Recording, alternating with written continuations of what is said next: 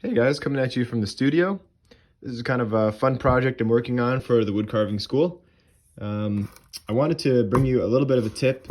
When you're carving relief work, this is so obvious, but it's a mistake that a lot of people make, and I actually made here, so I figured it's something that you can learn from. There was a big chip out in this lower part of the carving, and so when you look at it from the side, it kind of goes back into the carving here at the base. And a rule of relief carving is that the things that are in the foreground are closer to you, right? So the wolf is in the foreground here, this pine tree and this stump, these are in the foreground, and so they're actually closer. They're sticking off of the wood higher, right? And so in this case, because of this chip, I had to kind of fudge it and detail this area, even though it's actually recessed further than this water.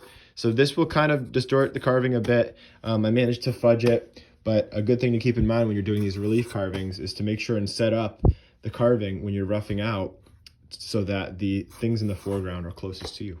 So there you go. But this is going to be a really sweet little carving. I'm excited about it.